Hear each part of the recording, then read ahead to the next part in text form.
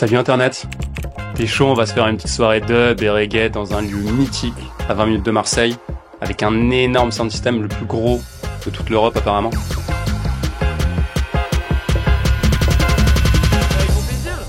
On a été invité pour la soirée Dub Station qui se déroule dans le mythique stadium de Vitrolles. Et ça fait un moment que j'ai pas fait une soirée dub reggae. D'habitude je fais vraiment beaucoup de soirées art techno, hardcore et psytrance. Mais là j'avais vraiment envie de changement. Du coup là on va bouger, on va y rejoindre les poteaux pour aller à la soirée. Et là ce soir je vous emmène tout le long avec moi pour que vous puissiez voir de vos propres yeux ce que c'est une soirée dub dans un lieu mythique. Let's go, on y va.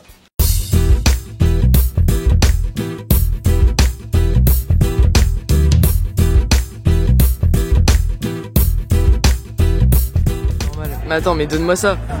Tiens ça. Là on est au stadium de Vitrolles, c'est une pièce d'architecture qui est vraiment unique. Ça a été construit en 1994 je crois, par l'architecte du Mucem. Ça a été exploité du coup pendant quelques années, de 94 à 97 pour des événements sportifs et culturels. Et après la mairie de Vitrolles est passée à l'extrême droite. Oui. Du coup la mairie de l'extrême droite en 3 ans ils ont réussi à fermer le lieu et à le condamner en fait à ce qu'il soit désaffecté. Du coup ça faisait 20 ans que le lieu était plus du tout utilisé. Ça fait 1 ou 2 années que le lieu, on est en 2025, recommence à prendre vie. Vous allez voir à l'intérieur ce que ça donne, c'est monstrueux, c'est incroyable, c'est grand, c'est gigantesque, c'est majestueux, c'est oufissime. T'as la tête devant le caisson? La tête devant le caisson? Ouais. Petit. À chaque fois j'essaie de le sortir en mode stylé, j'y arrive pas, tu vois.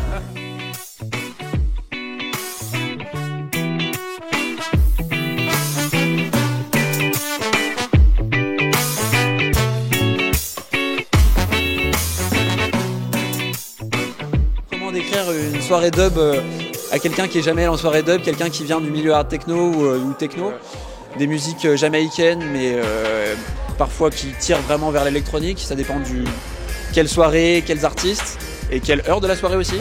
Parce que le dub qui est né dans les années 70-80 en Jamaïque, il a énormément évolué depuis, parce qu'il est arrivé en Europe et en France des années plus tard. Et la France maintenant c'est le berceau du dub, c'est l'endroit où le dub est le plus actif dans le monde. On est super content forcément et du coup c'est incroyable de pouvoir organiser des soirées comme ça, on voit vraiment la différence.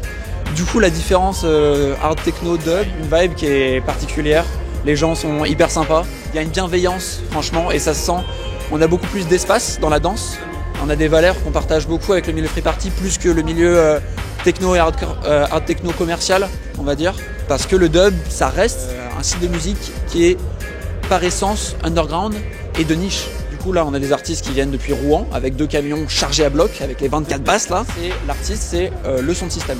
Et que là c'est pas des techniciens, c'est des artistes qui gèrent la sono, qui l'ont construite eux-mêmes, qui ont fait avec des techniciens les préamps pour restituer au mieux le son dub. Il y a différentes manières de jouer. La manière la plus traditionnelle c'est avec une platine vinyle, une seule, pas 2. Ok, d'accord. Et les transitions, c'est pas du fondu comme dans plein de styles de musique électronique. Là c'est on prend le temps d'enlever le vinyle, de faire une pause, de parler un peu, de s'adresser au public, de voir comment ça se passe, comment ça se sent. Et après, on peut balancer une tune qui n'a rien à voir. Mais parce qu'on sent que le public, il va vibrer avec. Voilà. Et une interaction du coup qui est super importante et qui est précieuse.